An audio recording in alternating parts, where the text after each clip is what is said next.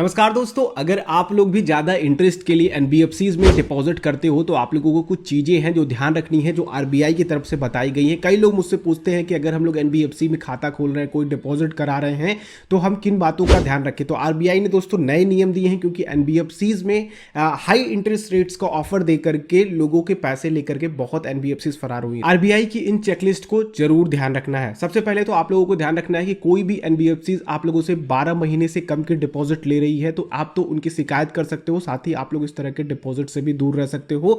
और कोई भी एनबीएफसीज आप लोगों को 60 महीने से ज्यादा के डिपॉजिट ऑफर नहीं कर सकती। तो अगर आप लोगों को 12 महीने से कम और 60 महीने से ज्यादा के डिपॉजिट्स मिल रहे हैं किसी एनबीएफसीज में, तो आप उनको अवॉइड करो। वहीं पे दोस्तों आरबीआई ने अपनी वेबसाइट्स पे एनबीएफसीज की लिस्ट दी हुई है जो कि अप्रूव्ड है।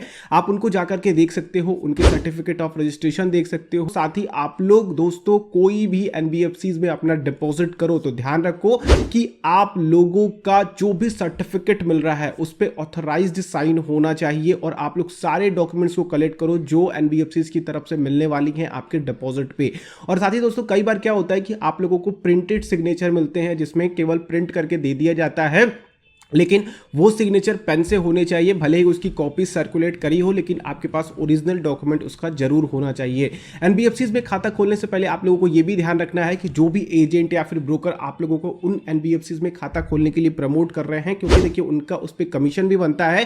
साथ ही दोस्तों आप लोगों का वो पैसा लेकर के फरार भी हो सकते हैं अगर वो ऑथराइज्ड ना हो, कंपनी से अप्रूव्ड ना हो, कंपनी से एफिलिएट ना हो। तो आप लोग सबसे पहले उनके भी डॉक्यूमेंट चेक कीजिए, जिससे कि आप लोगों को सही जगह पैसा डालने में मदद मिल सके। और दोस्तों एक चीज और आपको ध्यान रखनी है कि आरबीआई ने यह भी कहा है कि 12.5% से ज्यादा की डिपॉजिट पे रेट नहीं दे सकते आप लोग। अगर कोई भी एनबीएफसी इससे ज्यादा के रेट आप लोगों को ऑफरिंग कर रही है तो आप लोग उसकी शिकायत कर सकते हैं, या फिर उस एनबीएफसी के डिपॉजिट से आप लोग दूर रह सकते हैं। देखिए दोस्तों एनबीएफसी होती क्या है, जैसे कि बैंक क्या होते हैं कि बैंक आप लोगों के सारे बैंकिंग फाइनेंशियल ट्रांजेक्शन करते हैं, चाहे वो आप लोगों के डीडी हो या फिर किसी भी तरह के ट्रांजेक्शन की सेटलमेंट हो, वो सारा कुछ बैंक देखते हैं।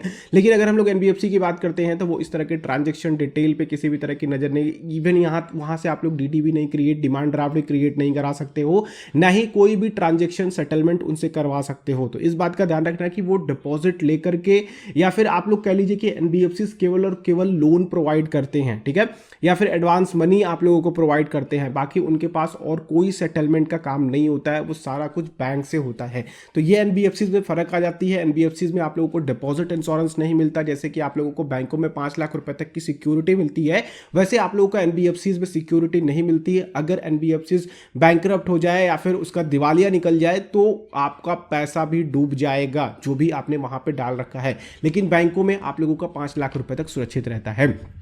आई होप इस वीडियो को आप लोग दूसरों तक भी पहुंचाएंगे, जिससे कि वो अगर हाई इंटरेस्ट रेट्स की तरफ मूव करना चाहते हैं एनबीएफसीज में डिपॉजिट करके, तो अपने आप को सिक्योर्ड रख सकेंगे और सही एनबीएफसीज में अपना पैसा डाल सकेंगे।